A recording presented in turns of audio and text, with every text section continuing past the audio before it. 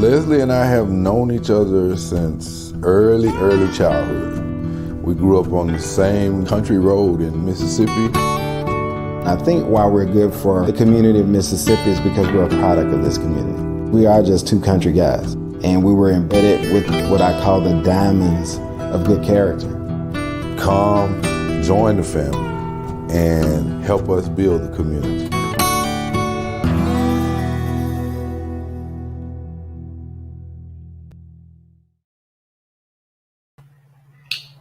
Charles, what's happening, man? Happy Friday, Leslie. How you doing, brother? Man, I'm doing well, man. I'm doing well. Can't complain. And you, sir? Oh, man, laying low. You know, COVID numbers at an all-time high. Just working and trying to stay out of the way. That's a good thing to do, man. You know, you when you get in the way, you tend to get hurt. So you need to stay out of the way.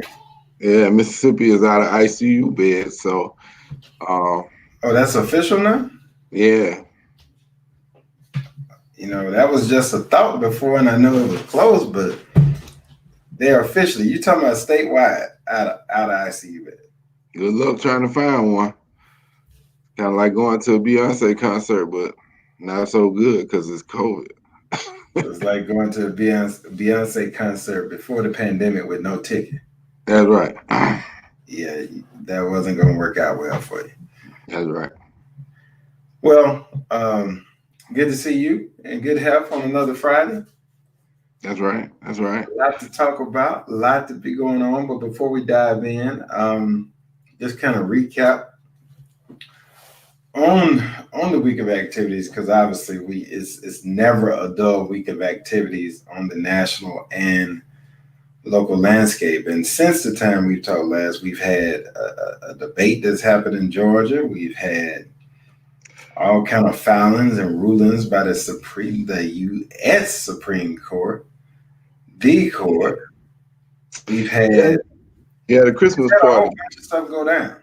He had a Christmas party at the governor's mansion after he issued a stay-in-place order with no more than 10 people, and then he had a Christmas party at the governor's mansion. So No, you don't mean that. You don't mean that. You talking about the White House Christmas party. No, I'm talking about this Mississippi governor's mansion. No, because y'all on a mandate and you can't assemble more than 10 people. Well, he said that the governor's mansion is also a museum. So, you know, I don't know what that means in relation to 10 people, but so there you have it.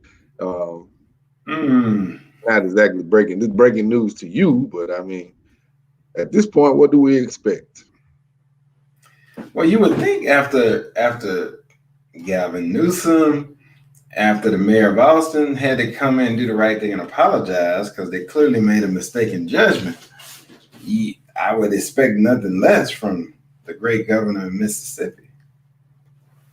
Well, now, Liz, he gave a speech on the other day, a little update on COVID, and we've had all-time highs every day this week. I think we had over 2,300 cases today. And his answer to that was, well, 2.8 million people didn't get it. Can you see me? Can you hear me? Wait a minute. I'm gonna need you to say that again because I missed something there. So he just replay that because something was off on that one. 2.8 million people didn't get it. So, you know, we're doing great. Correct me if I'm wrong, but if 2.8 million people got it, wouldn't that be the entire state? Yeah, exactly. Hey, you know. So are you telling me you figured it out? Those words actually came out of his mouth. So are you saying he essentially gave an analysis that it's okay because everybody in the state didn't get it? Is that what you're essentially telling me? Hey, read into it what you will. I gave you the words that came from him. But, you know, it goes into the larger trend. We're living in the age of anti-science. So All the begging and pleading that we've been doing for all these months is gone in vain, because people are still celebrating. People are doing everything that they want to do. And I understand, psychologically, mentally, people are tired of being told to stay inside for something that's invisible. But um, you should see by the casualty rates, by the infection rates, that it is real by this point. Um, so, what do you do with it? I mean, not only are you having citizens that are anti-science, now you have leaders that are anti-science.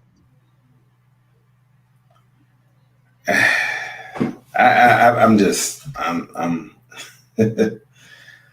Proudly, proudly anti-science. I can't say that I'm surprised, honestly. I'm sitting up here looking like I'm shocked, but I'm not shocked just by on the actions of the last 8 to 9 months. Nothing shocks me anymore, which ties us right into what we're going to talk about a little bit later. Is this latest legal move that we're facing now that really talks to the rhetoric of us, because it has a lot to do with the great state of Texas, which I'll get to that. So we got a lot to cover. So let me just go to the comments and check in with the family, see who's joined us so far. We got some living in LA now. Okay, I heard it's not so. The sun is not shining so bright in LA. At least it wasn't this morning, as I was on a call with somebody that was in LA. Mom is in the house. Hey, Willie Mae. Hey, Willie Mae, I'm going to call you out now. Don't forget about that trademark. You know it's time.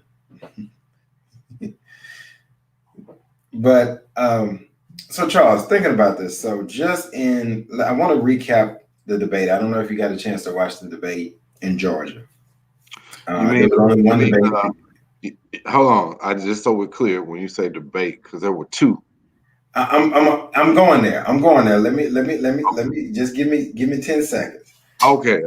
So there was technically only one debate that took place because only one party showed up in the other debate. So I beg to differ. Because I think the empty podium did better than the one that had two people. Well, that would make it a town hall, not a debate, right? No. Technically, it was a debate. He said about as much as he was going to say anyway, but he just didn't have to suffer through being rhetorically drilled by John Ossoff. On the other hand, you had Reverend Warnock over there asking questions like, simple questions like, well, did Joe Biden actually win or did Trump actually lose? And you couldn't even get an answer. So my theory on that is the debate with the empty podium was actually better than the one that had two people, because one was very robotic and kept saying the same thing over and over and over and over again. Which is true. I mean, I can't dispute that in any way. It is very true, very robotic. But I think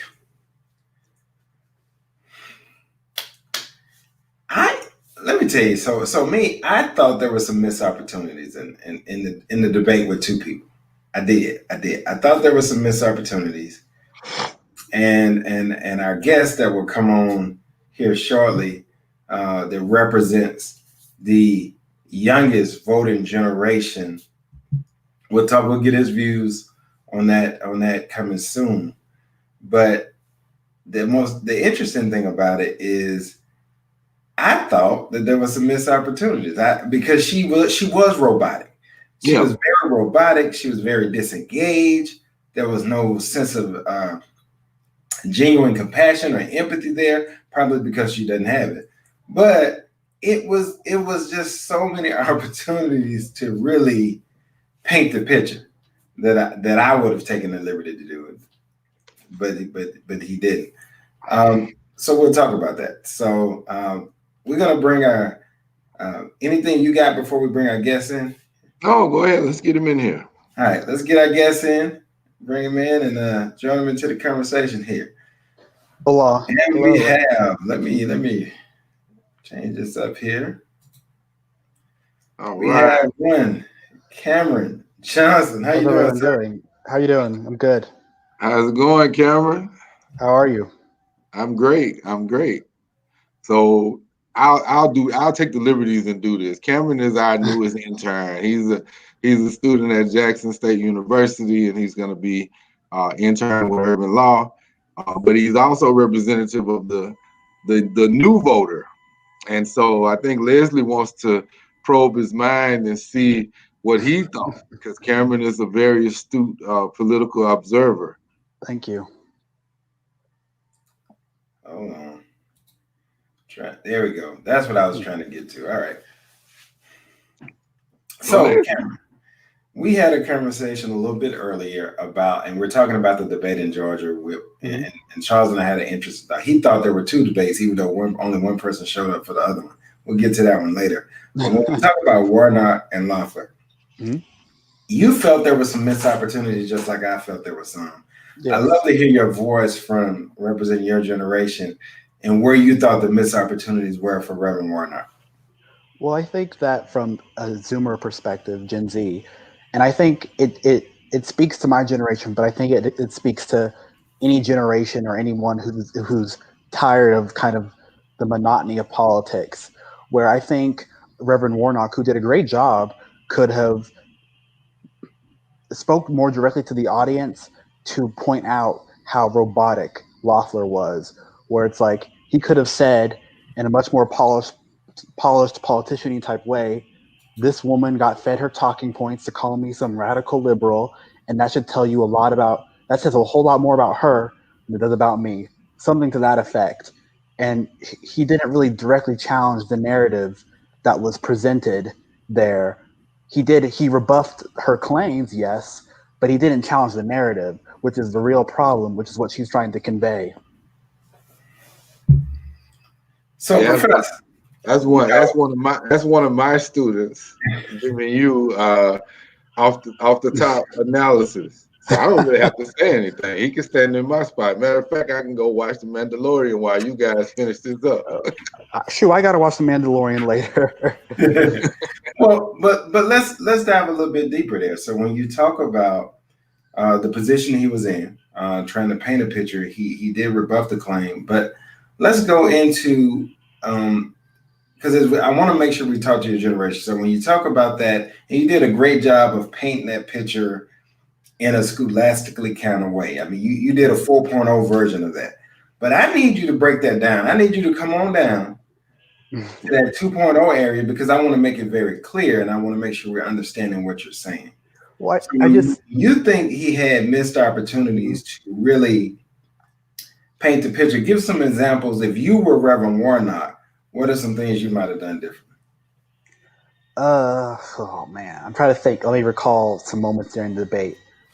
I think so. One of the points she kept on trying to hammer on was, he said that you can't be in the military and I forget her exact claim, but something about how you can't be in the military and be of well, I'll give it. He was referencing. She was referencing a sermon that he came from Matthew and 25. That the sermon that talks about, guys, that you can't serve two masters. Right. Yes. So that gives you a reference point. Oh yeah, I grew up in the church, so I knew what she was referring. I think so. That claim, and then the police officers are thugs claim. I think what he could have done is, and I give him credit because he didn't really sound like a politician when he gave those answers. He sounded like a pastor, which some people that works for. I think in Georgia that is going to speak well, but I do think that sometimes, when you're kind of worried about the white moderate in the suburbs, anytime a black person kind of makes a bold claim like that, it can ruffle feathers, and I think he could have. I just think I always go back to the narrative. How do you sound? Like, what is how arguments are being framed is what matters the most. And when he kind of gives this sort of deferential, like, oh, you're right, maybe I shouldn't have said that, you're ceding too much ground. And that's where I felt he could have done better. He gave up too much ground in certain areas. Okay. That's a good job of painting that picture. So let me take you to another comment that was the topic she hit on quite often. So she kept referring to him. She never, every time she called his name, every answer she gave to every question, she said the same three words first every time. Yeah. Radical liberal. Reverend. Mm-hmm.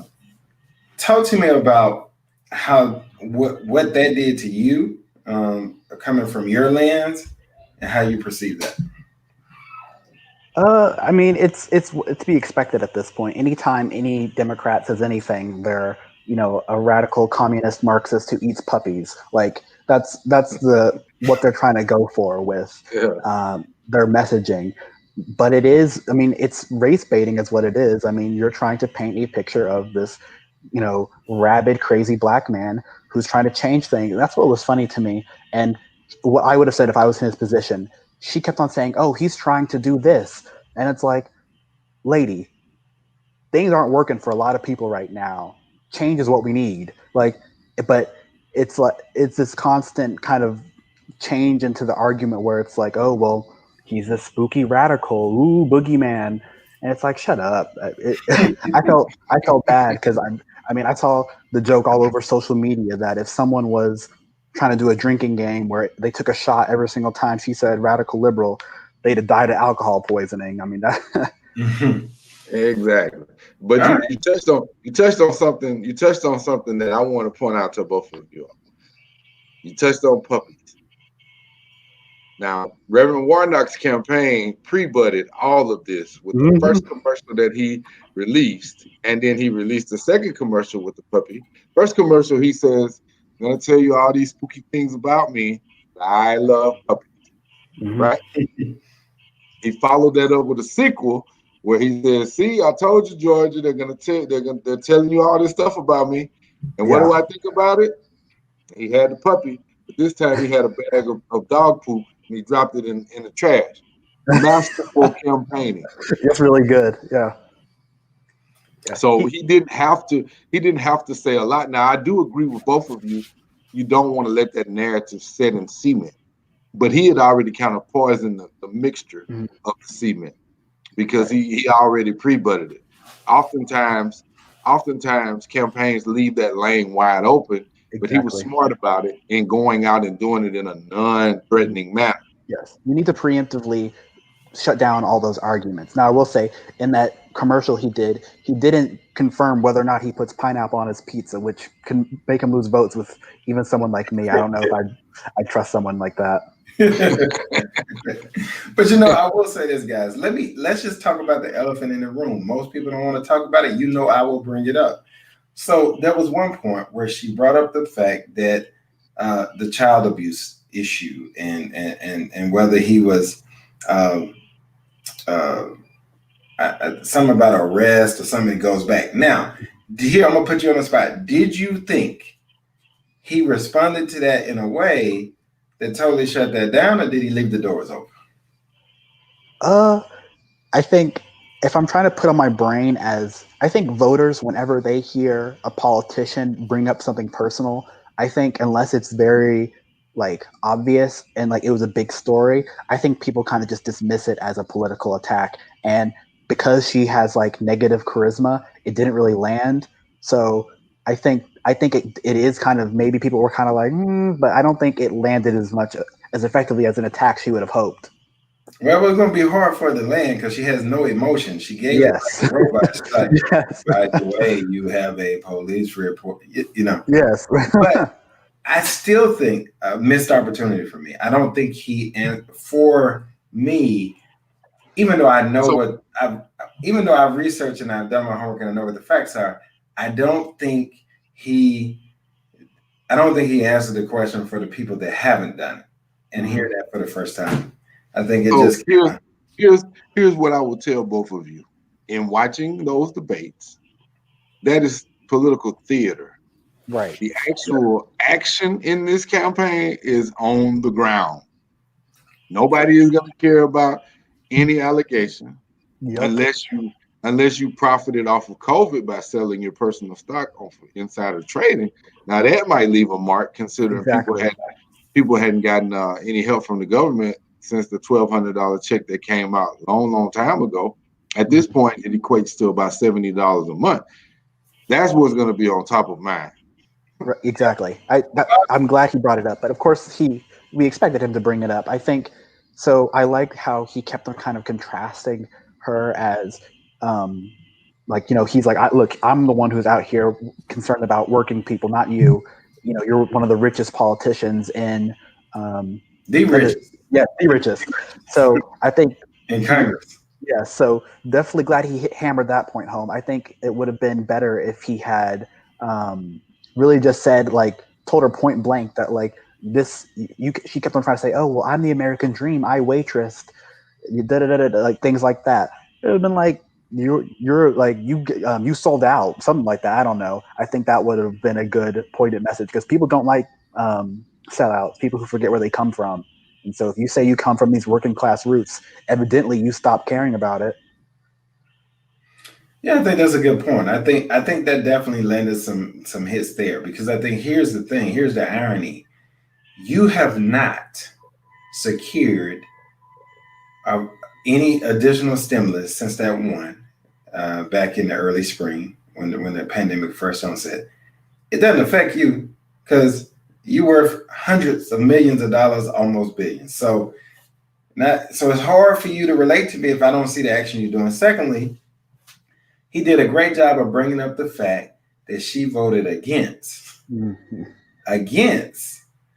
the increase in unemployment compensation for the state of Georgia, and did a great job of quoting the fact of what she said in reference to that. Right, 3 times. I don't think it's necessary, and so I thought that was the lock. That was it for me. Lock, stock, and barrel. I thought he closed it right there because everybody is hurting right now. There's nobody, unless you are rich, that is exempt from the pain, the financial pain and burden that's going on in America right now. Exactly. So if you're in the 1%, okay, because you can move around and capitalize off of it. Everybody else is feeling the heat in some form or fashion. So I thought that really hit across America. I hope so. Particularly Georgia. All right. So I have a question for Cameron, and I'm pretty sure you guys didn't discuss this. But Cameron, what are your thoughts on New California and New Nevada? Have you ever heard of those places? I haven't heard of that. Are they talking about trying to split up states to add more to the union? Is that what that's in reference to? No, it's more of a private attorney has written a Friends of the Court brief to join this Texas case on behalf of New California and New Nevada. Oh Lord, that's just right. So this is a whole lot of. So, as a future attorney, give me your thought process on one: is that ethical? Because that's making a false representation to the court. No, of course it's not ethical. I mean, but trying to apply ethical practice to anything relating to this whole soft coup attempt, that obviously that ethics isn't even on their radar. So, but that's very funny that they would go so bold to say New California and New Nevada. It's just a whole lot of desperation is what it looks like. Yes. And while it is desperate and it is tragic and hilarious, the biggest problem I have with this last lawsuit is that you have over 120 plus elected officials who have joined in the case. Mm-hmm. And that's sworn an oath. They've been duly elected. And so it's counter to everything that they say they stand for. Yes. So let me take a shot at this one. So this is the part that's most hilarious to me. So because remember, of them, and you brought up a good point, every last one of them just got elected in this election cycle. So you're telling me that if there's mass fraud, it only affected the presidential race, it did not affect any other race on the ballot. So I want to know how you do that. How do you cheat, but it only affects the presidential race? So when people go to the polls, they only voted for the president. They ain't vote for nobody else. So nothing else was affected. It's delusional. The height of crazy. Because I don't know. I mean, Republicans have made so many gains on both the state and national level, which I don't want that, but that's what happened, and I have to reconcile with that. But for them to say, actually, all this was right, but except for Trump losing, that was the fake part. It is what it is. It's a soft coup attempt. There may not be, military men in the streets and, violent strongmen, but it is a coup attempt. Just a floundering one, but a coup attempt nonetheless. I would agree. So that leads us to the great state of Texas, which Cameron, you reside in. Yes, born and raised Texas. I reside in currently, and we got a lot happening in Texas this week. So I'll let you bring up this subject, Cameron. So our Attorney General has been very busy this week. Yes. And not really in the state of Texas. So talk about that. Well, I know he signed on with many other state attorneys. Is it 17 or 17 total? Who are trying to toss out the certified votes from Michigan, Wisconsin, Pennsylvania, Georgia. Where else is Arizona? Are they trying to toss Arizona? I believe so. I'm not sure. I know it's. I think. Well, I know Nevada is in that mix. Mm-hmm. Yeah. A number of states. They're trying to toss out a number of states. Yeah, they're all certified about states. Mm-hmm. But he should probably be more concerned about his own legal problems where he's being investigated for. I don't even know the full details. I just know his butt's being investigated for something. So let me give you a little insight, gentlemen. Mm-hmm. The reason you bring that lawsuit, if you're under investigation, federal investigation for fraud, something that you cannot at this point say that you were not aware of because you were found to have the same issue right before this current issue came up. So you are the one person on the planet who knows. Right. And when you had the rank and file, his deputy AG, and all of the senior leadership team go to the FBI and turn him in, there's a problem. Right. But if you want to get an audience with an outgoing president who has a propensity to issue pardons, what would you do? Yep. Mm-hmm. Right. Trying to cozy up. Hey, Mr. President, I got this. This is a small thing, but just could you maybe kind of give me a pardon? I don't know. Just if you're free. Yeah. And considering, so this is a sliding scale economy, Leslie. Being put on the street because Jenna Ellis, who was lead counsel, Rudy Giuliani, who was also lead counsel, they're both out with corona, and so there's a vacuum in the legal team for the now 39 nights president, Mr. Trump.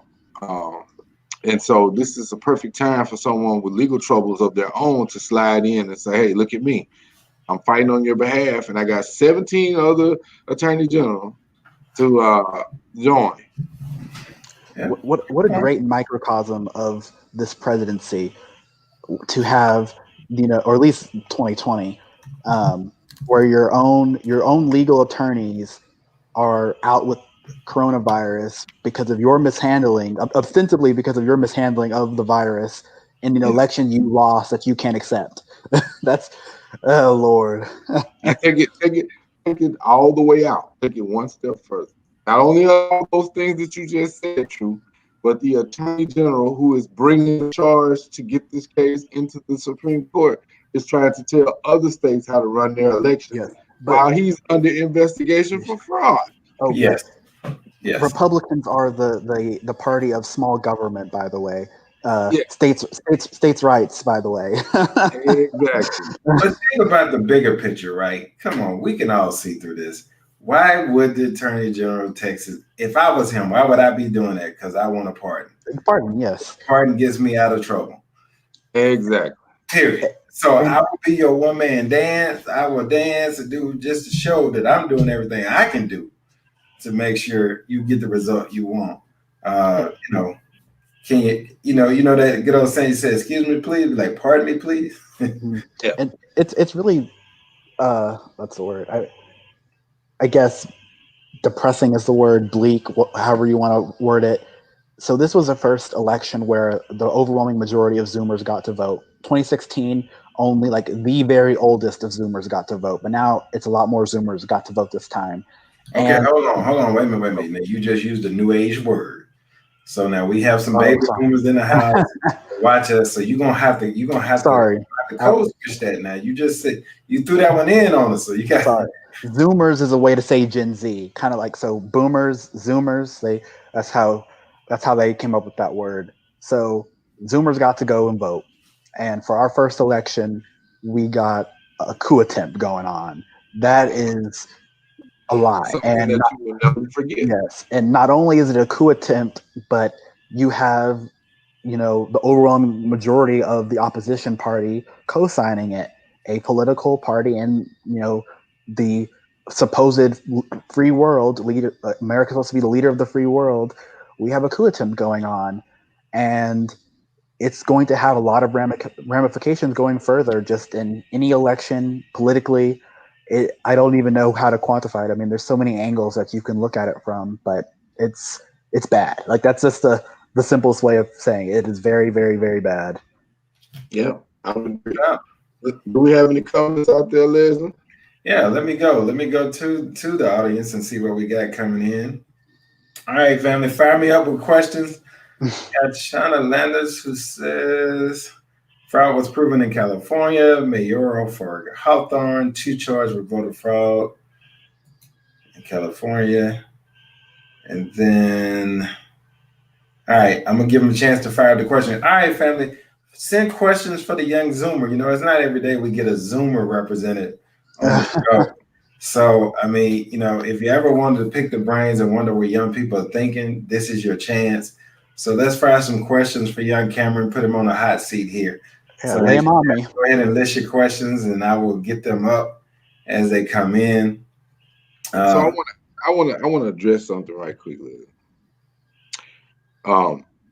You hear the term voter fraud in response to the election results, and I just saw you put up a comment that said there were two cases of voter fraud in an oral election in California. Yeah. So I want to address this so we all on the same page. Joe Biden has won the election like 15 times now. 3 times in Georgia, 2 times in Wisconsin, about 4 or 5 times in Pennsylvania, and he has a solid 7 million vote lead. So if you find 2 cases, and I'm going to raise those 2 cases and say that there were 2 confirmed cases in Pennsylvania. So that's 4. So that's 6,999,996 votes. Right. Every year there's voter fraud. I mean, listen, here, I'm going to go as far as to say, I promise you there was some voter fraud. Oh, yeah, absolutely. I guarantee there was some voter fraud. But I also guarantee there wasn't 7 million incidents of voter fraud. It's so funny. I'll take it another step forward, where Black Lives Matter and broader Black community will be like, here's constant and numerous examples about every month basically of some high profile case where a Black person is mistreated by cops. Oh, well, it's just the individual. I mean, there's good cops, but then you see like 2 cases of voter fraud and you're like, the entire election is rigged. Like, what? Yeah, that's a good, you're willing to fudge numbers, but very good analogy. And then the other thing that I would point out is watch the space for reforms of a problem that doesn't exist. People talk about voter fraud as a way to restrict access to voting. Mm-hmm. And so now that mail-in ballots have been shown to be vital, they're about to be challenged in a way that they've never been Yes. challenged before. Mhm. Say it again. So, And I will say, here's an area of frustration I have with Democrats, right? Or at least frustration isn't the word. I think it could be a potential political, a new way to try and push voting rights, but without calling it voting rights. All these Republicans are right now are so concerned, or at least they want to give the appearance of being concerned about integrity with elections. So now is the time to try and find ways to really solidify and ground out many of the voting rights around the country. Where I mean, it's so sad how the right to vote is not very strongly codified in law. I mean, it is very much acknowledged that voting rights cases go to the Supreme Court to die. And I mean, they gutted it back in 2012. They continue to gut it in many other ways. So this is a time where you could say, you're right. Our voting system isn't good. Maybe we should find, maybe we can make people's licenses their way to vote. Just there are ways to force the issue. It may not work. Not saying it's guaranteed to work, but I think that's a potential way to kind of push the issue back into the limelight, since voting isn't often talked about. yeah, man, I want to remind you of what reforms, even in a patchwork system, look like. Georgia. Look at Georgia. Stacey Abrams lost. We know why she lost when she ran for governor, but she also held them accountable for the reasons why she thought she lost. Mm-hmm. And as a result of that, reforms came through the court to have backup ballots, not systems. I don't know about this whole Venezuelan angle that they've been pushing, but but paper ballots. And so what that shows you is that reform is possible, because every time they count the vote in Georgia, it comes out eerily similar. And what are they counting? Paper ballots. Yeah. Yeah. And look, here's a simple math analysis. Every mathematician, every accountant, every finance major will tell you, the more you recount, the lower your deviation of error is. Exactly. It's just a fact. They keep finding more votes. Every single time they count it, they find a few more votes for Joe Biden. So it's like, I mean, if you want to keep counting, but it's not going to make a difference. No. So let's talk about I think our audience is I was just got a comment come in for Elise. I put up in a minute. She said they are funny. Now they keep me laughing. She says there's a waiting line for presidential pardons. Lil Wayne just pleaded guilty on the gun charge in Florida. He's waiting on Dunny.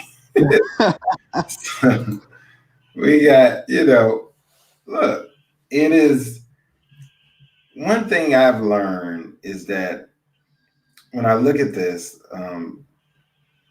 and I don't know President Trump personally, I don't.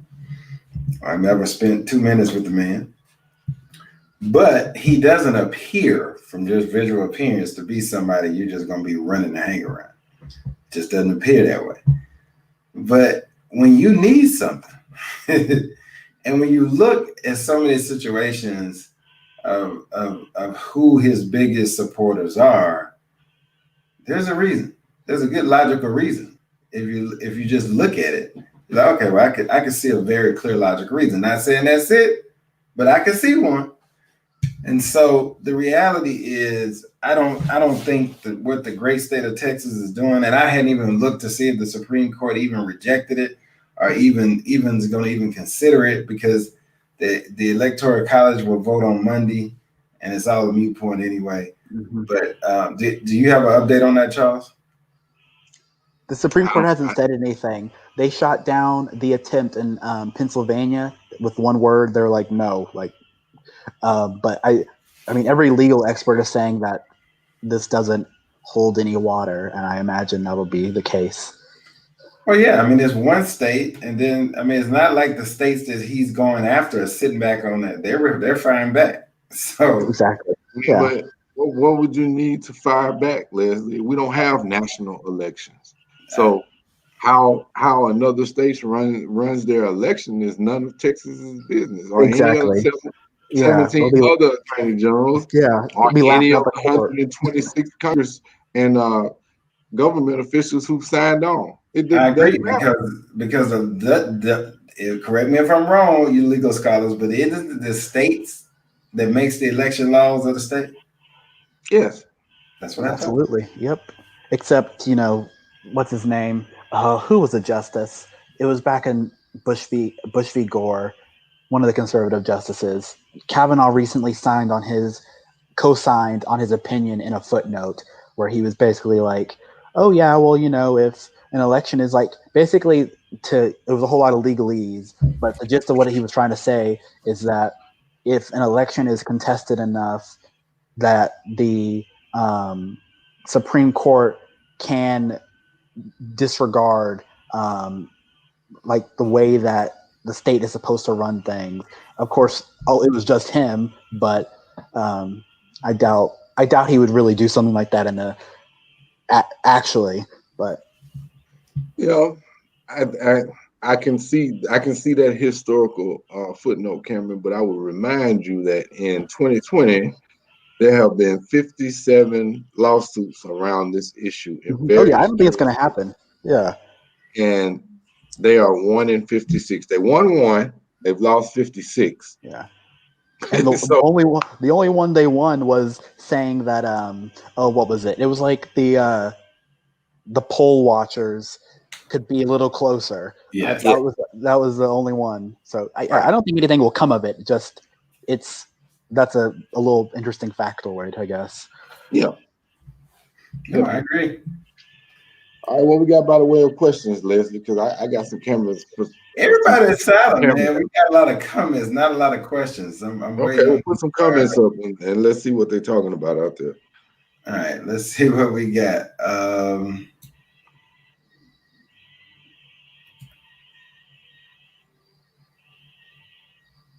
Keep going. No. All right, I've already hit all the ones we got, so nothing to do. Willie Mae, give me something. Let me see. Shana, Elise, I want to put this youngster on the hot seat. So lay him on me thick. Okay, I have a pressing question for you. Okay. Pressing question. Did you know that there was another of Yoda's species in the galaxy? And did you know prior to that episode that the baby Yoda's name was Grogu? Did you know that? I didn't know prior to the episode. I knew that there would be more Yoda species, whatever they're called. They haven't named it yet, but I mean, there was never a reason to think otherwise. I mean, there's okay. So. Because I follow the galaxy pretty closely. I'm not a huge Star Wars fan. I like Star Wars a lot. But I don't follow a lot of like the deeper like lore or anything like that. Okay. Just curious. All right, here's a question coming in. So here we go, Cameron. What's your view? Do you think? How do you define the term, or what do you think of when you hear defund police? What I hear when I hear defund the police is it's a specific policy demand that the police should not only be defunded, but their I guess the role in their society that they play should be fundamentally different than what it is now, meaning that they do less, and that it's a shift towards other community forms of law enforcement or support. All right, and then the second part of that question: does your generation feel that this term is truly understood in a general sense, or has it been manipulated to benefit one party's philosophy? No. Well, I will say, we obviously Zoomers don't like how defund the police has been interpreted. We're not surprised, but I will say I think it's not just one party. I think it's both parties. I think defund the police. I agree. It is a as far as messaging goes, as a broader slogan, it is pretty bad. But what I will say about defund the police, that I'm quite happy about it, is that one, it automatically shifts the narrative. Like, we're actually talking about the fact that we're talking about it is a lot, is nice. But then two, it is a very clear and actionable policy. It's not like, because here's my frustration. Oftentimes we'll hear a politician say like, "Oh, well, we're going to do reforms and we're going to do, change," and like, okay, well, what does that mean? Because now, when I say I want to defund the police, that's what I mean, point blank, period. Now, we can talk about numbers, we can talk about to what extent, but at the end of the day, the police is being defunded. But when you say, "Oh, reform," well, I don't know what reform means. Reform can mean we give the police, we give them more leeway and more. It could mean anything.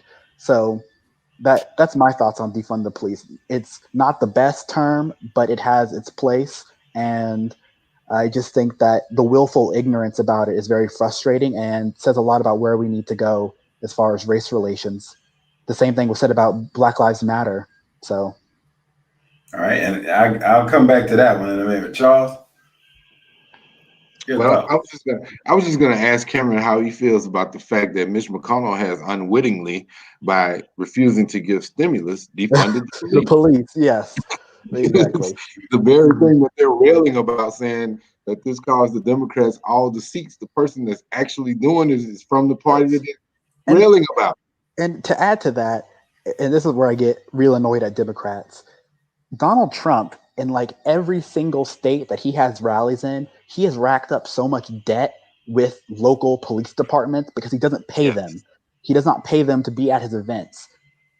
What? Like, where is this attack coming? Like, why aren't y'all seizing on this? This is like a perfect thing to point out. This man says he backs the blue, that he's pro cop. Da da da da da da. He ain't paying them to run security. Like, what? Tell me the logic. Yeah, and I agree with that, and that's one of my things. I say you got to tell the story in the context, because most people don't see that, don't know that. That's not in plain sight. It's not in plain vision, but it does shape the narrative, and it shapes my decision on what the words are coming out of your mouth. Is that the actions you're portraying as just lip service, and so it does matter. It does matter. Yeah, it does. It does, but it's a more complex form of gaslighting. Mm-hmm. All right, here we go, Cameron. We got another question for you. Here we go. Awesome. All right. Oh, it starts with a compliment, so I know she's coming hard. Thank you. Thank you. I let you, she said, "This young man is very informative and obviously will stand out in his field. Not political savvy, but my question is, what do you do to change things as far as our local government is concerned when it comes to voter fraud?" I'm gonna set you up here, Cameron, while you get that answer together. Okay. There is no widespread voter fraud. Now, you go ahead, Cameron. Yeah, I mean, I don't think there's a whole lot to do, really, because voter fraud is just something that is so statistically insignificant. It's like, why bother? Trump spent $3 million, or what's $3 million? I don't know. He spent millions of dollars with the commission of his own people, not the deep state, not radical liberal Raphael Warnock. He had his own people investigating voter fraud because he thought in 2016 that there was, all these illegal votes. And they couldn't find anything significant. So I don't think there's really anything to do about. What happened to that commission? It was the blue ribbon panel. What happened to it? It just went. They did nothing. It had to be disbanded because nothing came of it. All right. So this is voter fraud is one of those terms like defund the police that if you say it over and over, then it must exist. Yes, and it's a boogeyman. It's always a boogeyman. Yeah. There's always some, and that's what I was going to say. Another thing about defund the police that I forgot about, and it ties into voter fraud, is there are certain issues and hot button issues that it doesn't really matter what you say, but it's about the feel. And if you're someone who is kind of skeptical of Black Lives Matter, should they really be protesting? I support the police. I know I have a cop that's like a friend. He's a nice person. He's a really assistant race. So if you have all these kind of like internal biases and you already have this particular worldview, no matter whether I say reform the police, whether I say defund the police, whether I say abolish the police, no matter what I say, you're more than likely going to be like, not for me. So it really, a lot of it does come down to the cultural affect of the person. So, Well, that's why I'm a big proponent of explaining and telling the story, so in a way that it makes sense. Now, Charles and I know we go at it every day. We don't always, and I think people have to get beyond the fact you don't have to agree to be able to have a conversation and respectfully disagree. You don't have to agree. We don't agree on a lot of things in terms of the route of how we go. I'm probably one of the more, if we look at a scale and you go and you look at, Democrats and you say, most liberal is 10, least liberal, most conservative is 1. I can tell you I'm on that conservative side. right. In a lot of areas, not in every area, but in a lot of areas, there's some key, well, not a lot, there's about 3 key areas that I'm conservative and the rest I'm probably in the middle. I can have a conversation with anybody that has some sense. Now, I cannot have a conversation with a fool. That's different. And what I mean by that is somebody that has no logic basis at all. I can respect your position, but some of the stuff I'm seeing now has no logic basis. So that's why I think we have to explain the story. When we talk about, like you said, defunding the police, and it's not explained, I can go out in the street right now and talk to 10 different people, and they're all going to have a different understanding of defund police. Right. And But so that's that by narrative design. gets out, That's by and design, nobody though. really understands what it is. That's by design. That is by design. That is called political messaging. What Yeah, I hear, that's what it is. what I don't want to do is confuse the audience in saying that we should have this big dialogue. Exactly. I agree we should have a dialogue about what it means and what it doesn't mean. But when you're in the midst of a campaign, they're not going after the term defund the police so that you can have that long conversation. They're going after it because it sounds spooky. It sounds like somebody is trying to do something bad to the police. Why would you want to do that? What would, Right. Yeah. It's a concern troll. They don't care. They don't care. They don't care about that. Yeah. Because matter of factly, Mitch McConnell, who is the leader of the United States Senate, is right now defunding the police because he's not providing them the necessary resources they need to work in the COVID time. I push back even bigger, and let's even get bigger than it. Let's talk about the biggest defunding that's going on right now is the defunding of America. From businesses to every citizen, by holding up the resources in Congress right now and not voting on and getting it done. So everything is being defunded from that sense in some form or fashion. Well, think about it like this. Think about it like this, because this is not a new play. This is actually the same playbook that was rolled out in 2008 when President Obama won. Yeah. It's a changeover. Now, for 4 years, you've heard no one say anything about deficit spending. You've heard no one concentrate on the deficit. Matter of fact, the last year we've printed more dollar bills, paper money, than in the history of the United States itself. But now that we have a Democrat that has secured the White House by popular vote and electoral college, they're making the switch over in the main net from them spending all the money to now them being fiscally responsible in their language. And they do that. Defund the police. It's the same concept as defund the police. They could care less about being fiscally responsible, but they are now not in control of who can print money. So they're gonna spend all their time talking about how you're spending too much money. Yeah, right. They do it all the time. I mean, whenever people don't talk about, or at least what the layman doesn't know, is that all tax cuts is deficit spending. All those nice little so their Republicans will be fiscally irresponsible, and then the second that a Democrat's in office, all of a sudden they're budget hawks, and that we can't do this, we can't do that. But what I will say, going back to Mr. Peters' point about having a conversation with you, because this is something that I'm very passionate about, because I like discourse, I like arguing. But something that I've learned, and this is a conversation for another day, because I could talk about it till I'm blue in the face, is I think as a society, we have a very bad idea of how we think we can change people's minds or how we can have a conversation with folks, because people don't really change their minds when they're just presented with like a good argument, or they're corrected. Evidently, we can see that right now with the case in voter fraud. And I mean, I just think back, like, as Black folks, we should know this first and foremost. Back in slavery times, if we went up to Master and was like, would you like to have a civil debate on the merits of slavery? Like, that didn't happen. There was a civil war. Like, so I'm very reticent to always be like, oh, well, if we have like a nice little dialogue and conversation, our what's the word? We'll come to an agreement. We'll come to understanding. We'll have a better idea. Not really, no. Especially when the Republican Party is increasingly becoming just, in many ways, authoritarian, in some ways, fascistic, in a lot of ways, just very bad. And those are not people who I want to compromise with or agree with in areas. And that's what you had mentioned, that we can have a conversation, and you'd mentioned the scale on whether you're more progressive, more conservative.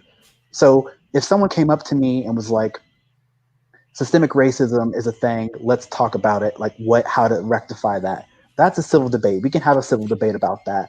But when someone comes at me and they're like, so civil or systemic racism doesn't exist, Black people, they just need to pull up their pants and stop listening to rap music, and then there wouldn't be problems. Then I can't have a civil debate with you, because we're living in two different realities. And so if we don't have the same values, there really is no point. It's sad. It doesn't sound very American, but that's the case. Well, no, I think the key point is your reference is logic, right? There's no logic pattern there. I mean, I don't have to agree with your logic, but have some. Exactly. Well, here's the thing, though, Liz. Here's the thing. The legacy of Donald John Trump is this. Oh, you didn't call the middle name, did you? Yes, because this is the legacy and the stain that he is going to leave on the democracy, is that he has cemented. You've always had conspiracy theorists. Anywhere you go, there's going to be someone who has this alternate view. Yes, right. That's usually an extreme minority view. But he has taken the cable news view of things and cemented it as the truth when it has no basis in fact. Yeah. And so that creates tension in the middle for you as a dialoguer. They don't want to talk because they already have it all figured out. Hugo Chavez started this in motion when he was alive. Well, I think so. Take like the QAnon stuff. These people, you're telling me you legitimately think that Democrats are drinking the adrenal glands of children to stay immortal? Like, what? And repetition, though, Cameron. It's not the fact that it sounds so outlandish. It's the repetition factor that gets airplay, and it gets that gets wasn't YouTube views, it gets clicks on, then you got a whole new news station, Newsmax. You have all of these satellites popping up that are providing avenues for this information to become the information. Well, that wasn't what I was getting at. I was trying to think more about the core of like the issue, which is, so there's a good video. I'll have to dig it up and send it to you both, that kind of covers QAnon, like the history of it. And QAnon is not consistent in its belief at all. The only consistency with QAnon is that Democrats bad and that they need to be destroyed. That's like whatever, and the kid stuff. Anything else, they constantly shift and contradict each other. So clearly, evidently, it's not about the messaging itself. So there's no real point in debating. It's about what are they feeling. That's what I was trying to get at. If someone has a certain affect about themselves, if they think, if they have this specific worldview, that's what they're going to be in. I mean, think about like what's an issue.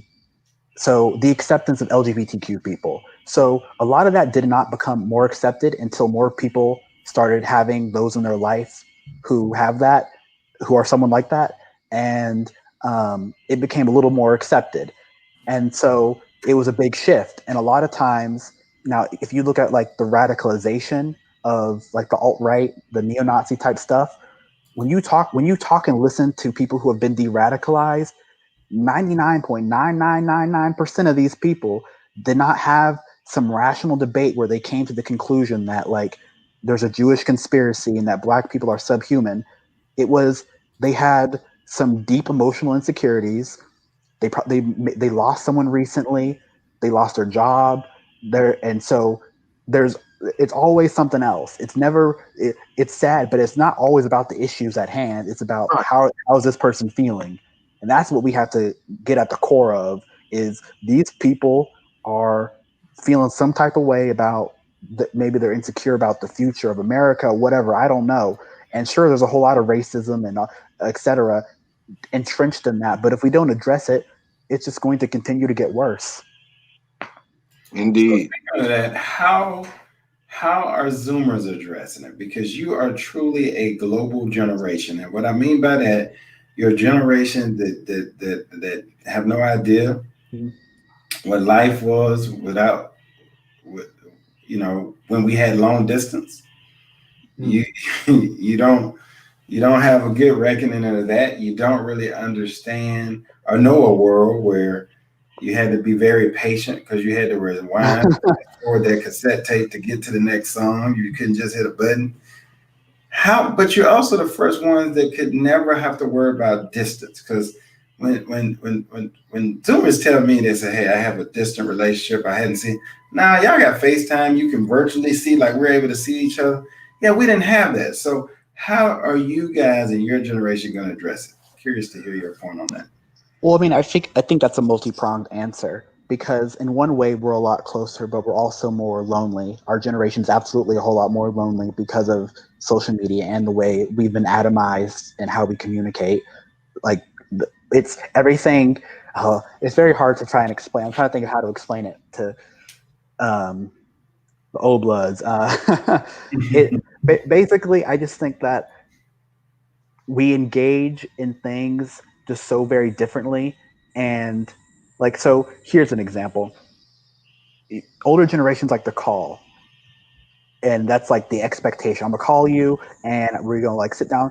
I don't need to call you. I can text you. Like I don't need to hear your voice. I don't like that's and um and in ways that's fine. I mean, I don't have, but obviously it's nice to call people sometimes, but there's different shifts and trends that in how we communicate that even I'm still trying to understand completely. Now on the political landscape side of things, and how we're addressing kind of these concerns, it is a big concern because there are this generation, because we're so online. I'm very involved in online politics in ways I don't think most people are, and I think like how things are played out on Twitter, YouTube, etc., Twitch, different platforms, and thankfully there's a lot